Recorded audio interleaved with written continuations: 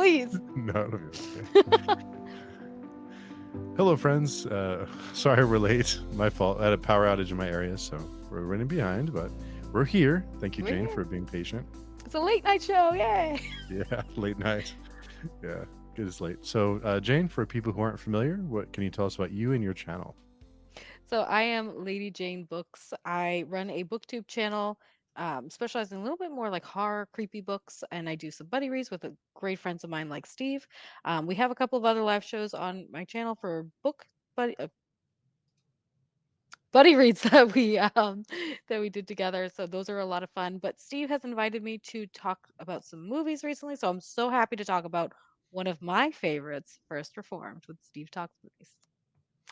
Yes, it's going to be an interesting one for sure Mm-hmm. because I need your help with this one. Okay. Okay. All right. Yeah, and I am starting the Burning Girls this week, by the way. Oh, exciting. I'm Yeah, about like a third of the way through still from the last 3 weeks. yeah. That's what's fun about it. It's a relaxed pace, so it's Yeah, okay. yeah. Yeah, No stress. no stress, no stress. Okay, so First Reformed. Um, so for anyone watching, we are going to spoil the movie. So All the spoilers. yeah, all the spoilers. You So can't not spoil it, to be honest, to talk about it. So, yes, and okay. So first, I really liked I, Ethan Hawke, of course, is Ethan Hawke. of course.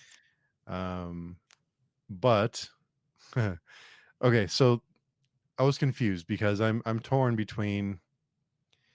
So we know that his health is fading.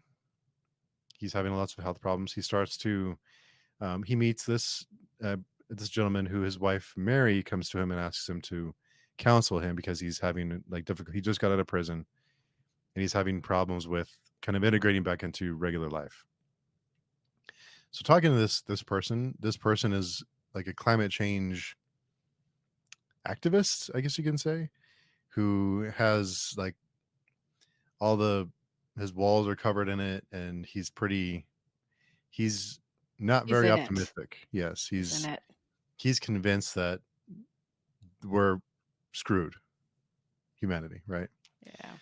It seems like that's when things start to change and um so I wondered because from there things seem to take a turn. We know that Ethan Hawke's character is grieving the death of his son and the his marriage falling apart Hmm. and his health is fading. So he's kind of just like limping along Yeah. to the very end. He starts to have feelings for Mary after the husband commits suicide, and so where I'm stuck is, did all this really happen? Okay, what do you mean? Okay, because where I'm thinking is it seems like so his health is fading, and he starts to learn about the corporation that owns or the politicians that owns parts of this church, this larger church that funds his church that helps him out, and they have this 250th anniversary for his church, small church. So I wondered because things seem very grounded and then they aren't because at the Yeah. point where he and Mary lay on top of each other, it seems that that's when things change. Yeah, got a little weird out there, didn't it? Yeah, so I'm not sure if that even happened.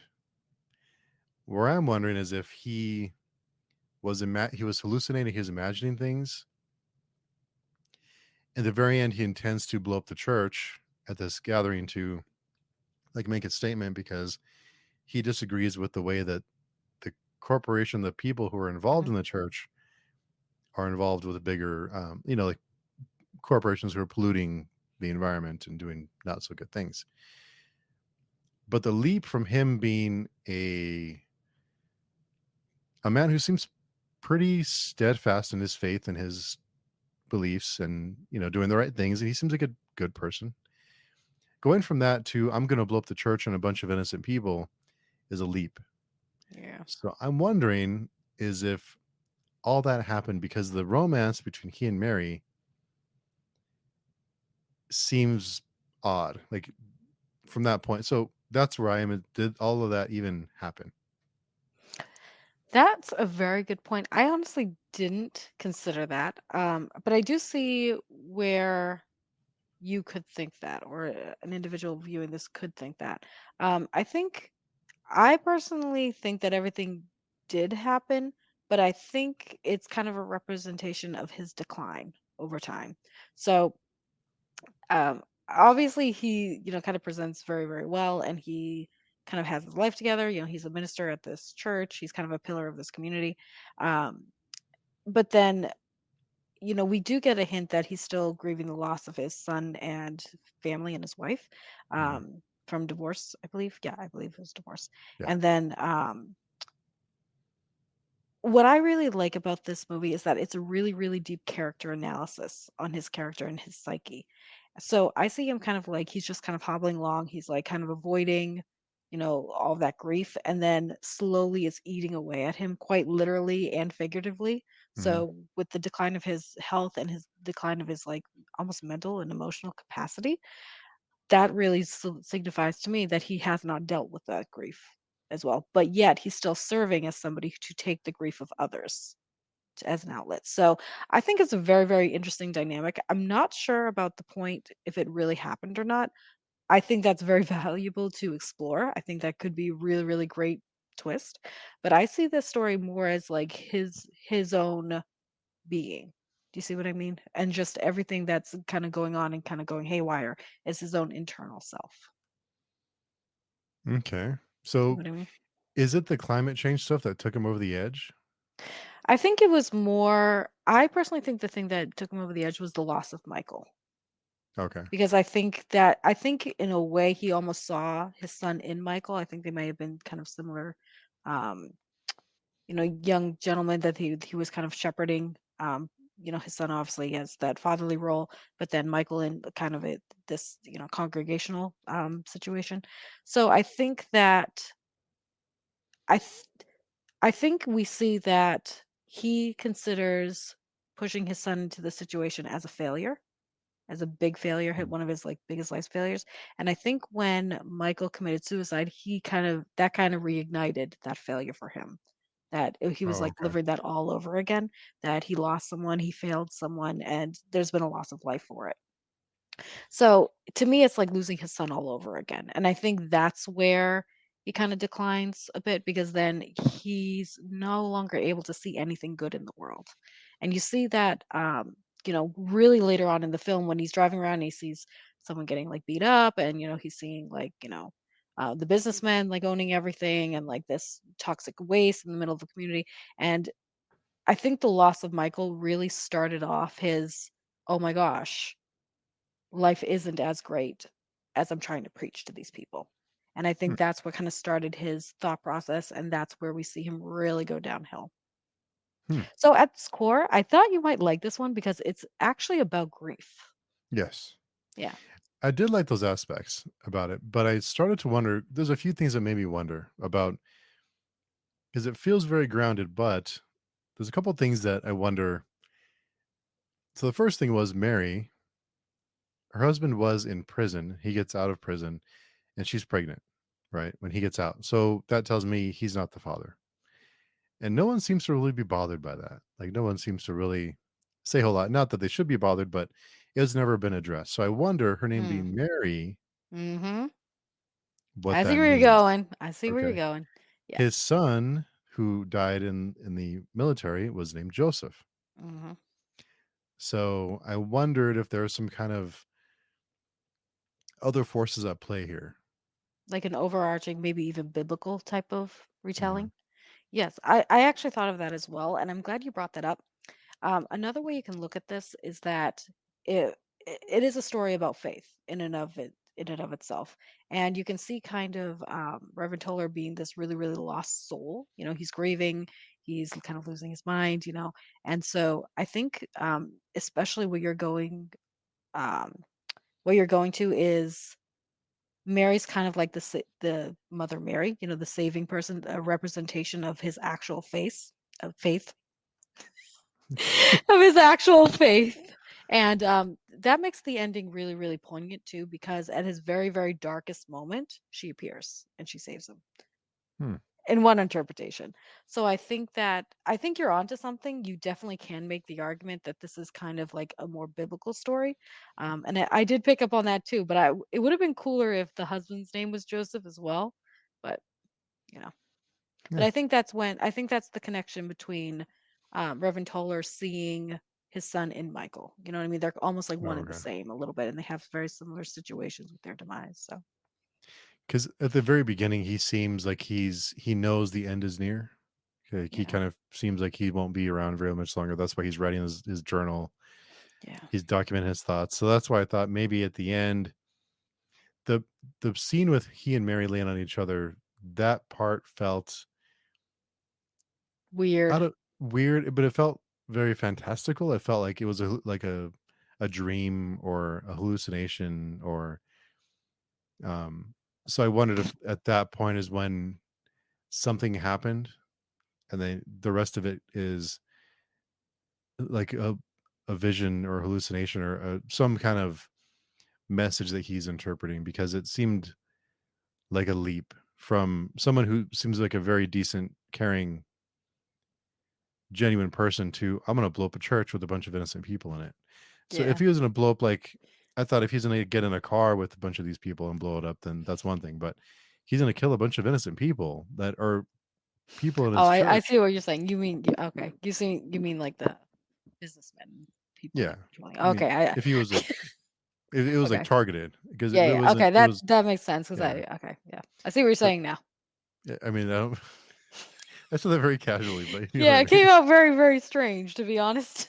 Yeah, but yeah, it wasn't very. It was very like let's kill everyone instead of Yeah, just like let's kill the people who are in his mind guilty of something. yeah, yeah. So that's where I was confused. Like it seemed like a big change from someone who's very religious and wants to do the right things to blowing up a church of a bunch of innocent people. His Right. own church, his church that he cares so much about. Yeah, I know. And I also think what's really interesting is that you get glimpses of him being a really, really great pillar of the community.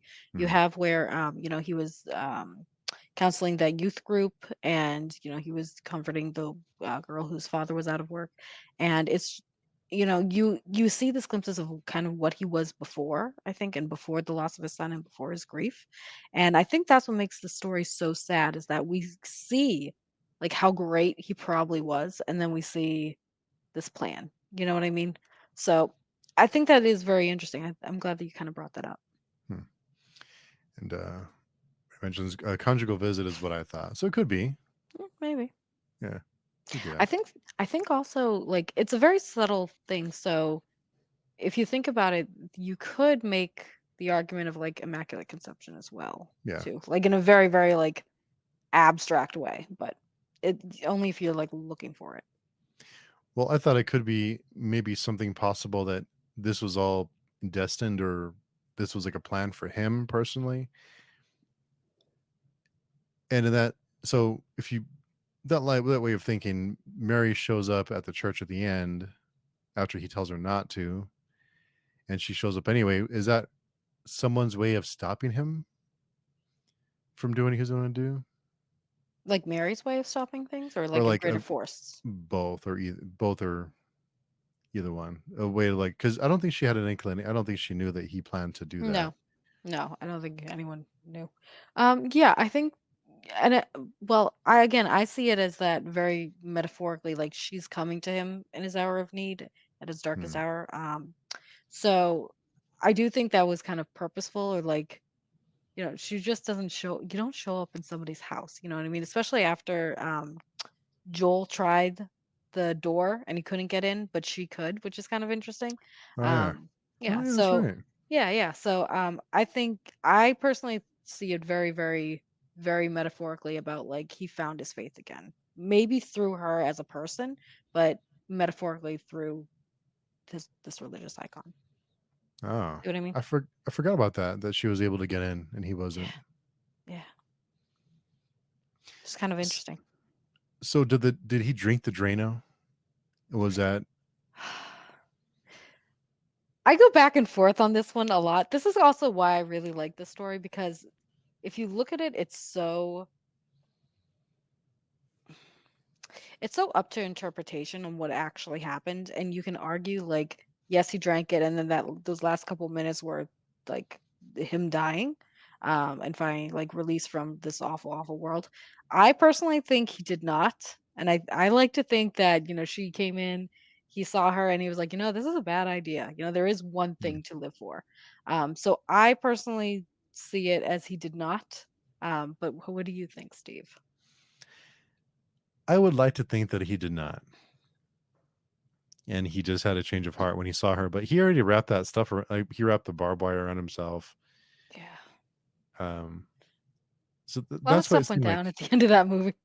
yeah. And I kind of got I kind of, as we get further and further in, that it's going to be a finale. Like, it's something's going to happen at the end. It's going to be all at the end. But I wonder. So if he, so this the what the barbed wire meant was like the crown, right? Yeah, Is that okay? So yeah. Like suffered as yeah. Savior suffered. Yeah, yeah. So I don't What? know. But actually, you make a good point because I hadn't considered that throughout all of this, Reverend Toller's worn black. Like he's worn the black robes. That's the first time we see him in white, and we see Mary sometimes in white. So, Hmm. you could make the argument that when he's dressed in white, he is actually dead. That's a brilliant point, Steve. I had not thought of that. Oh, Think about that for a second. I didn't think about that either. Huh. But then that also doesn't make sense because I think he pours the drink while he's wearing white. But I think he changes though, right? He has one outfit on, and then he once he sees Mary coming in, he decides to not do that and to kill himself, which would be an awful way to die. yeah, yeah, yeah. Although I have to say, I love the foreshadowing in that too because we see the Drano a couple times, and then it's like, and then we also see like his drinking. So and like the Pepto Bismol and the alcohol, which I'm like, I don't think that works. But um, I guess it does. D so I think it's really interesting that we kind of like we see these little pieces that would lead us to a conclusion that something really bad was going to happen. So as much as I am surprised that he chose that way for himself, I'm actually not too because it was kind of Hmm. set up throughout the story. So okay, where I was confused, let's say that whether it's imagined or not at the end, and whether he dies or doesn't die, for him to drink the Drano, he would have to drink the Drano, make his way into the church, and it would have to be a message of some kind, right? Because he Speech. wants to deliver a message. So would that really help his cause though if he Well, I don't see that he was gonna go back into the church because he saw oh, that Mary was there, and he already decided, well, I'm not gonna do plan A because Mary's there. And I don't think he would have actually wanted Mary to see him like that. hmm, So, and also, I think, quite frankly, like that decision is kind of his internal giving up. Like he's gone through so much throughout the story and he has a lot of trauma, and then seeing that this one plan that he had that he thought would redeem, or I'm not really sure of the thought process, but for argument's sake, let's say redeem, um, the story arc of his failed. He can't go through it. It's one more thing he's kind of failed at. Do you see hmm, what I mean? In a really, really messed up way. So I personally see the Drano as that acceptance of his failure and that kind of giving up, that he's just gonna go off and be like, "Well, it's not worth it at this point."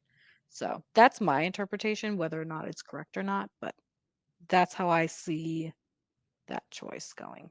hmm, Or that he's just like, there's so much grief in the world, there's so much pain, because there's a lot of, kind of helplessness in the story, you know what I mean? Like, when he's trying to talk to people about, like, the environmental stuff and, Michael's situation, he seems to be a very, very helpless individual, unfortunately. So I think that the Drano was kind of that resignation to that helplessness, that, yes, no matter what I do, nothing is actually going to change. Hmm. Give up, type of thing. Really sad. Very depressing. Not a happy movie. Not at all. Um, I love the Interesting. color grading though. The whole color grading in this. You get that really, really like dark autumn, wintry, northeast type of feel, like with the church. It's just, I love how they graded this because it really fits the whole somber mood of this entire story. A very overcast, like a gloomy type of feel to it the Cool. whole way. Yeah. Yeah. Everything's cool toned. It's like everything's almost dying, which kind of Yeah. reflects Toller's like internal as well. Yeah. So, okay, interesting. So you said this is one of your favorite. What makes this one of your favorites? Well, first of all, I think the acting is phenomenal. I mean, you can't really like get better than Ethan Hawke personally. I do like I do like this story of his delving into despair. You know what I mean? Again, it's a very, very complex character because he's supposed to be this person that everybody looks up to in his community, and he's supposed to be really central to it. And he counsels everybody around him, yet he's unable to accept counseling and help for himself, Hmm. and how heavy that becomes and how much it wears on somebody. And just looking at kind of his loss of faith over time is really interesting. I don't see a lot of stories that delve into that this deeply and really kind of mesh this internal monologue with these external difficulties as well. So I think it's really brilliantly done. And again, I just like the feel of it. It's very like dark, it's somber, it's depressing. But you really, really get that throughout the film, which I think is really interesting. So it's one of my favorites. Hmm.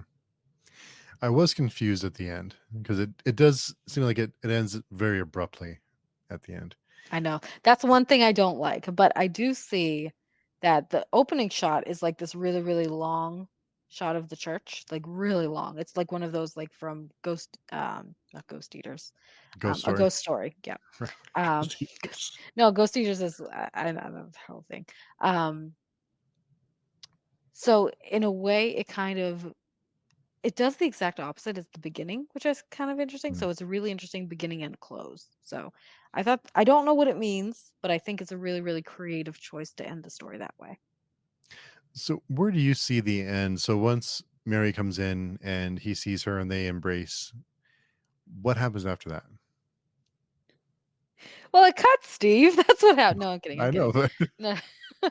um, I personally I see that as his like little tiny piece of hope coming back.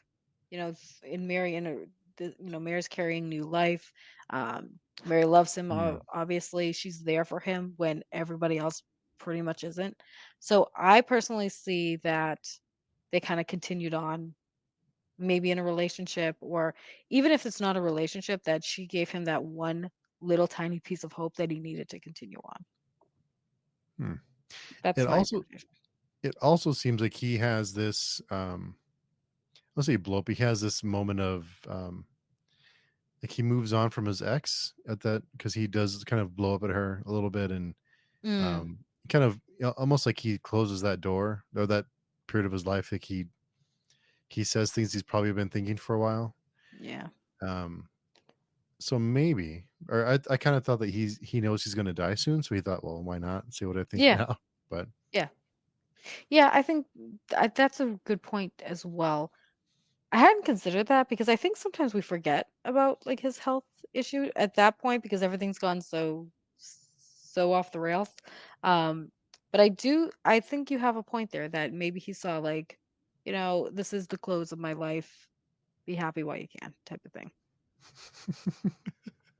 Again, this is a very cheery movie. It's so like happy go lucky. It's not depressing at all, guys.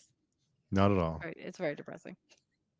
I also wondered if this was a because it does seem like Mary is an I guess you could say activist.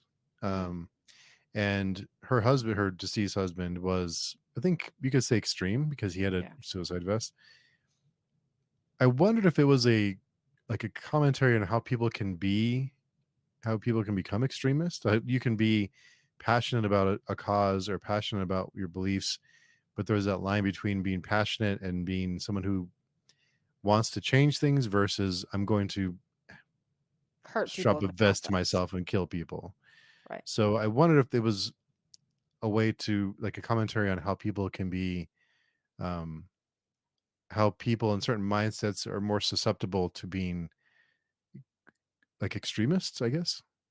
That's interesting too. And I think that kind of we see that a little bit in um when Joel was counseling Reverend Toller when after Reverend Toller had the kid kind of blow up with him being like, "Oh, you're saying, like her father wasn't good enough for faith or whatnot."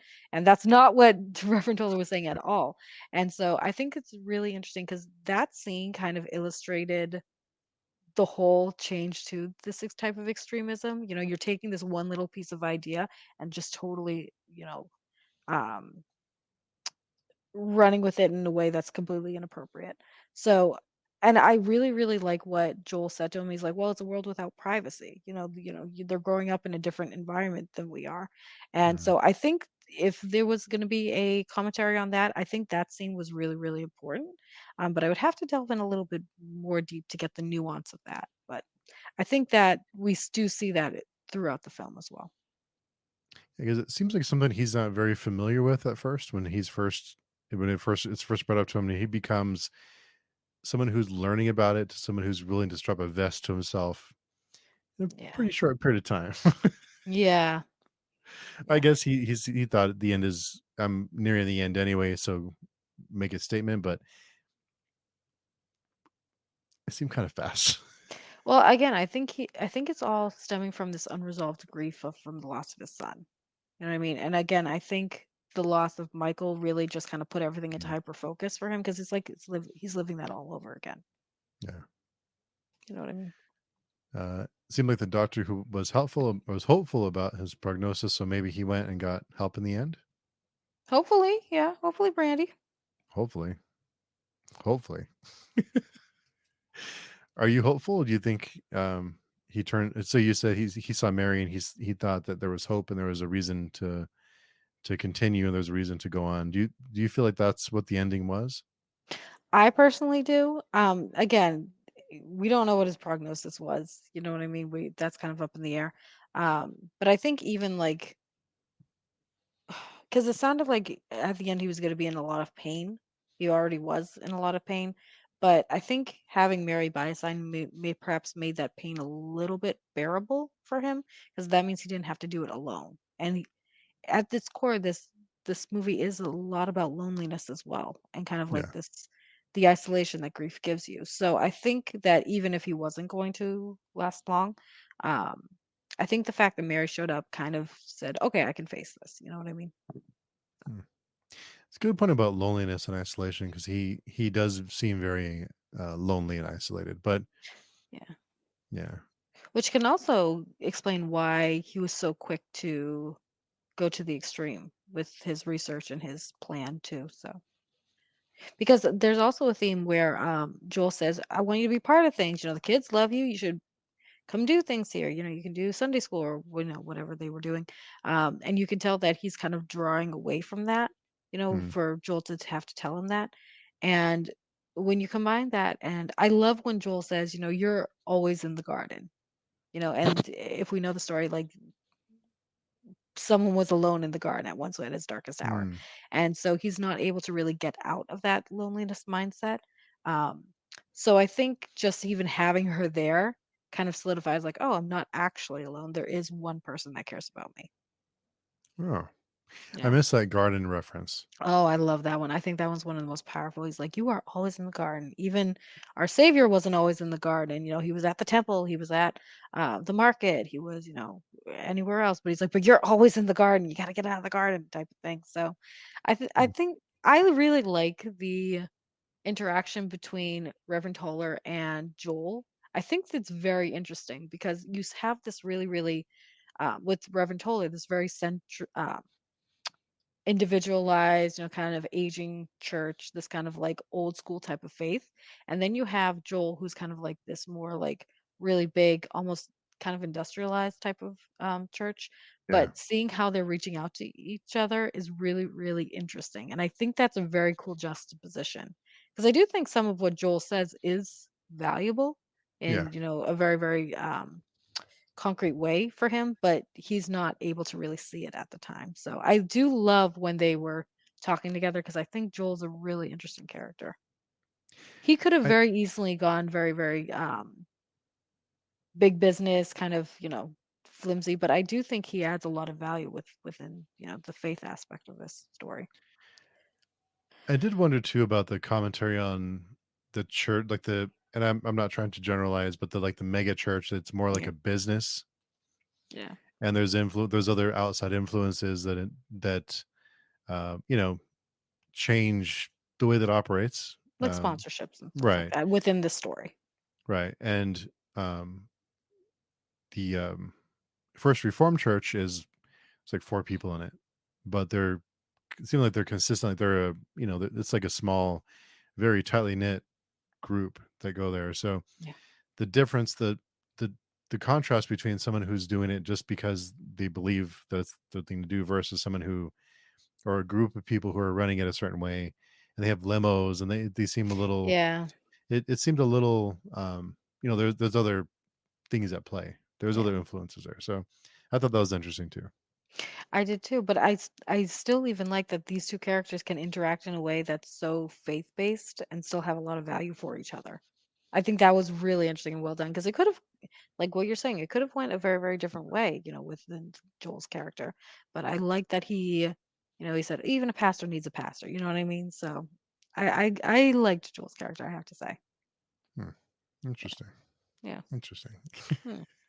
Well, I don't think he really had anybody else. Yeah. Right? Well, he did, but he didn't. What was her name? I Esther? forget. Yeah, he wasn't That's her. really yeah, he really wasn't interested in, like, talking to Esther, so Was Esther his ex-wife or was that just someone that he was seeing? He was just seeing her, seeing right? He was seeing. seeing, Okay. yep, yeah. Yeah, my heart kinda breaks for her because you can tell she wants to help him, but he's not open to it, you know what I mean? Yeah. She Yeah. seemed like a she genuinely cared for him, but he didn't seem interested in reciprocating. No, no, and I hated when he was so gruff with her, and he's like, "Leave me alone," and he was like he broke her heart, which in some way, like, maybe he kind of had to, Mhm. because he's kinda like, "Listen, I'm dying. Like, I don't have time for a relationship." You know what I mean? But, it broke my that scene broke my heart when he just kinda was, like, so aggressive towards her, and she was just like, "Well, I'm just trying to care for you." So, Hmm. yeah. So, what is it about Brilliant acting.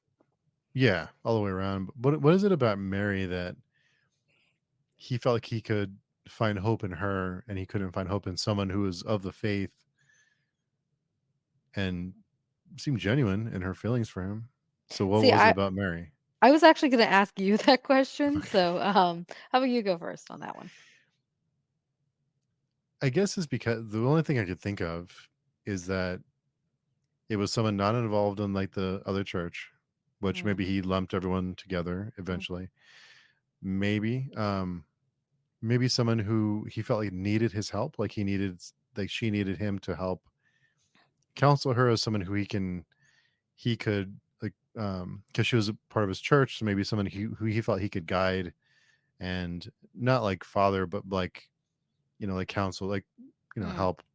Um, Also because he knew that she was expecting and because of what happened to her ex-husband. yeah, So that maybe and maybe because of her passion or um her her activities in for climate change. mm. I don't know. I That's Yeah, I think that's very valuable. I think they have almost like a shared trauma where mm, she lost someone that was like the closest person to him, and he lost one of the closest people to him as well. And so I think he understood that they shared that grief, which you can see it in that kind of weird floating scene too, that they're kind of having this kind of spiritual experience together.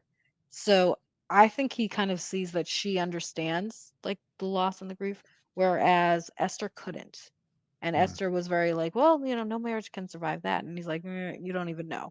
So I think that's the emotional connection is the difference. I think that he recognized that Mary had that grief as well, and it was fresh, and she was going through it just as he did. Um, and Esther didn't, to a degree. That makes sense. I still Yeah. felt bad for Esther. I thought she was nice. She seemed like she cared about him. Yeah, yeah, She seemed pretty genuine, like she was just there to help him, and so that was a little sad. yeah. Poor Esther. I Poor hope it worked Esther. out for her. Yeah, I felt bad for her. She, yeah, Yeah. yeah. But yeah, I was a little confused on whether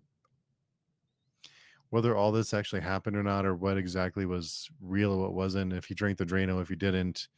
Um, so did he decide to go on, or did he decide to strap a vest to himself and go through this plan after Mary was safe? But also, like you mentioned, how did if the door was locked, how did she get in?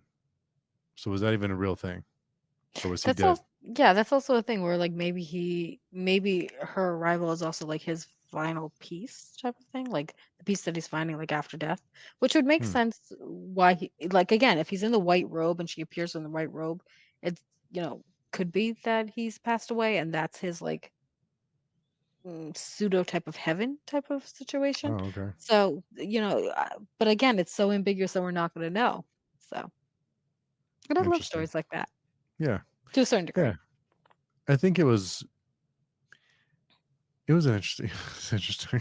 I think at the end had me it because when they embraced, and I thought it can't end here. And it ended there. I know, I did too my first watch of it. I was like, "No, wait." And then I was like, "Wait, is there like a B-roll in the credits or something?" Yeah, or wasn't. So what other well, I know you're big on foreshadowing. What other foreshadowing did you notice in this one? So, mostly it's a lot of like the interactions between the characters. Some things that they'll just say or stuff like that. It's like, oh, that's impressive later. Like the leak in the faucet. Oh, we'll fix it with Drano. You know what I mean? Um, well, the piano hasn't worked well. Oh, and they happen to play the same tune that he says like during their meeting, and it's Oh, just little like type of nods like that too. It's kind of like you can see like they're all kind of connected, which is kind of fun. hmm. Mhm. I didn't catch that tune. Yeah. Yeah. I don't remember what it is, but he was saying like it was I think it was the same one that they were talking about that he's like, okay, and he's singing. Hmm. Interesting. Yeah. Yeah. Wow. So do you have so what do you think happened at the end, and what do you want to happen at the end? So again, what I think happens at the end is exactly what I want to happen at the end. I do think that he lived, he found Mary, and that they lived happily ever after for as long as he was alive. So that's my happy ending to this otherwise a horribly depressing story. Yeah.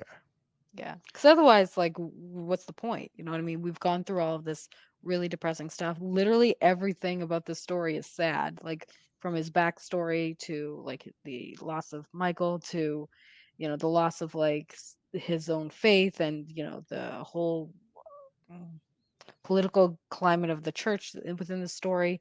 Um, You know what I mean? There's no really like bright and sunny moments here. There's very, very few of them. So I think like to think that this was finally like his own internal peace, but he Hmm. lived.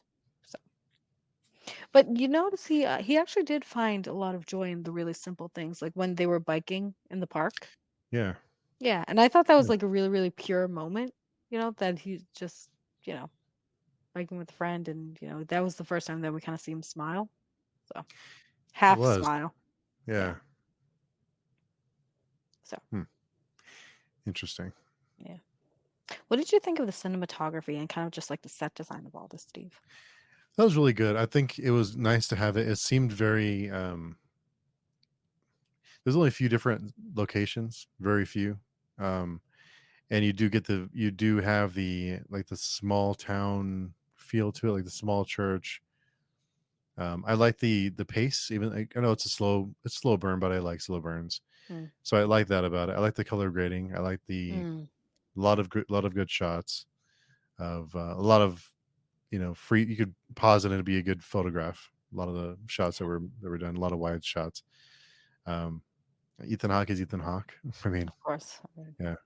But overall, I thought I was just it seemed a little like a big turn yeah. fairly quickly. But I guess if you put in the context of where he is in his life and he knows that the end is coming, so he wants to make some kind of statement or kind of a last message. But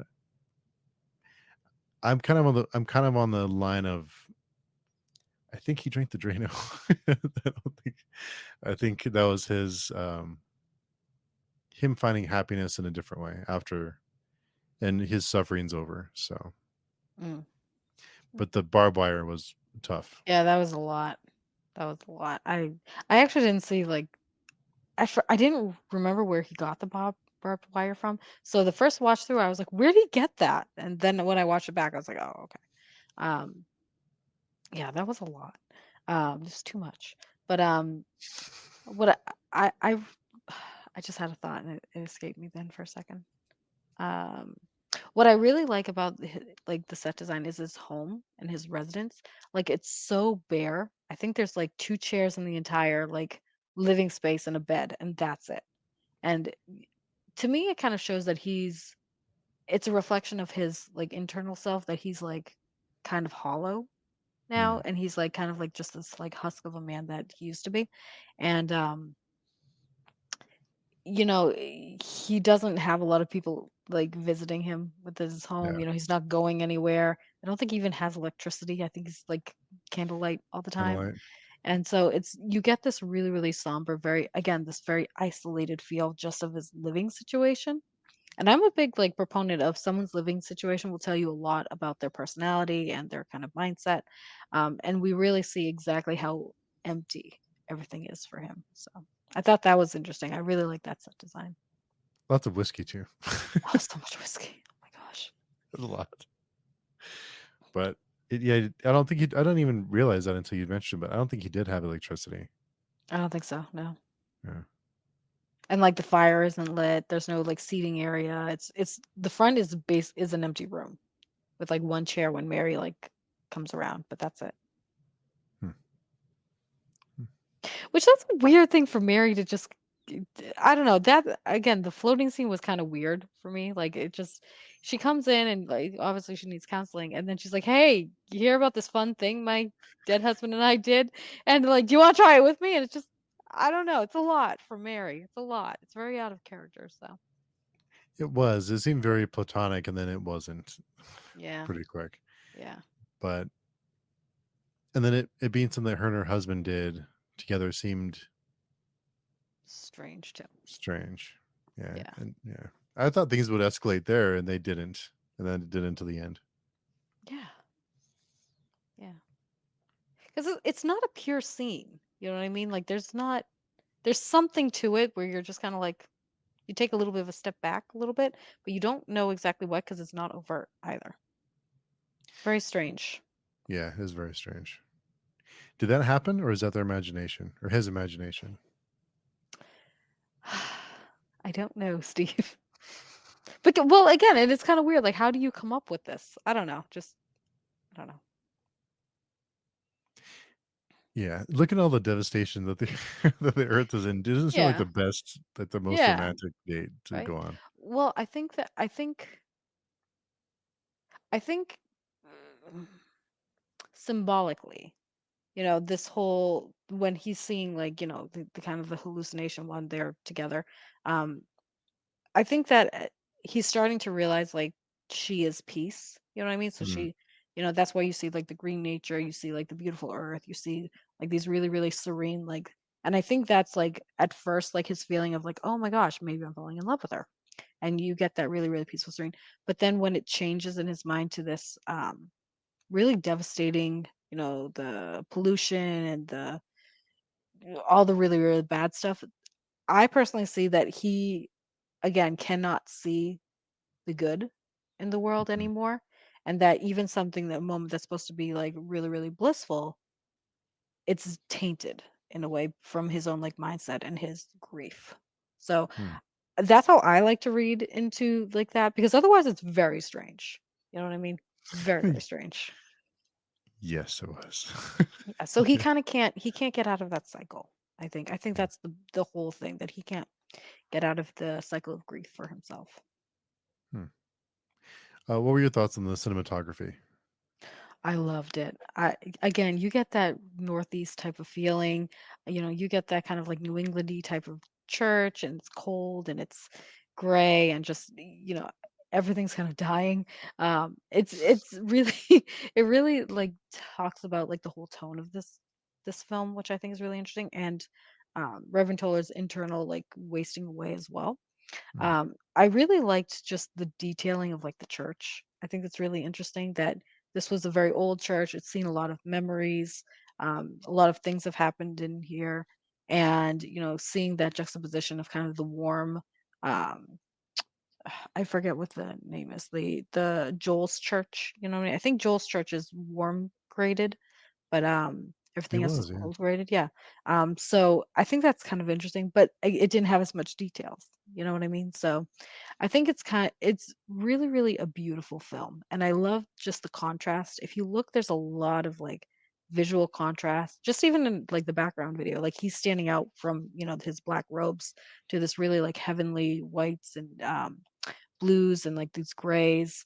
And I love just seeing films that artistically do that as well. Because it's so pleasing to visually Hmm. as art. I didn't think about the churches, but you're right. There is the other church is very vivid and bright, and warm. Hmm. Yeah. Yeah. Nice. I wasn't Yeah. sure we'd have enough to talk about, and then here we are, 50 minutes I later. know. I know. And I know because I was like, I wonder if he's gonna actually like this film. But It's very. I was confused. yeah. Right after my Yeah. initial reaction was, "What just happened?" Yeah. But unlike some of the other films we've talked about, there really doesn't seem to be a lot to analyze in and of Mhm. itself. You know what I mean? Like there's not a lot of foreshadowing. There's not a lot of oh, this means this and this means that. It really is just kind of puts everything on a plate and lets the viewer kind of put it together, which I think is really, really interesting. Hmm. Because it's not like as complex as like Midsummer. You know what I mean? Like Midsummer, you can connect everything to everything. Yeah, This one, you don't have those type of elements, but it's such a strong story nonetheless. it's a good point. Yeah, nice. I'm glad you recommended it. It was a good watch. It was. I'm glad you watched it. Thank you so much. Yeah, of course. Um, so if you were to rate this one, what would you rate it? I would rate it probably an 8 out of 10. Hmm. Yeah. Again, there are elements that I think could be better. Like the fantastical elements could be fleshed out a little bit better, and the ending could do a rewrite. Um, but I think when you're looking at like the acting, the characterization, and the overall themes, it's a very, very poignant story. So Hmm. I would say an 8, but it could have some improvements. What do you think, Steve? I'm between a 6 and a 7. Okay. I think I'm hovering more towards a 7 after this discussion because I was hoping to pick your brain because I was a little confused with this one. So, Yeah. It is a mm, confusing one, but I think that's what makes it so interesting too, is that even if we talk about it, we're not going to figure out what the hallucinations mean. You mm, know what I mean? Um, and there's a lot of that in the story, which is very, very interesting. So mm, very interesting. Yeah. Thank you for recommending it. thank you for watching it. Yeah. Thank you for your patience too, by the way. That's okay. No worries. Yeah. It was been an interesting evening, but Yeah. yeah. But for people, oh, so tomorrow we'll be talking The Black Coat's Daughter. Yep. I'm excited for that one. Yeah, I'm I'm gonna watch it excited right to after talk we're about done that one. here. We'll be ready for tomorrow. But for anyone wanting to connect with you, where's the best place to find you? Yep. So again, I am Lady Jane at Lady Jane Books. I'm on BookTube, YouTube. I'm on Instagram and Twitter, so you can always check out my social media. Nice. Well, thank you again, Jane, for coming by to chat. Sorry it's so late. It's quite all right. Thank you so much for inviting me, Steve. I always have a great time with these discussions. Yeah, be fun. And we'll have the Burning Girls very soon. So it'll be I good. know. I'm excited Yeah. about it. Yeah, Got a lot of sweet. good stuff coming up. A lot of good stuff. Definitely. So thanks everyone for coming by and watching. Sorry for the delay. We will see everyone tomorrow. Hopefully the right Bye. time. Yeah. Hopefully the right time.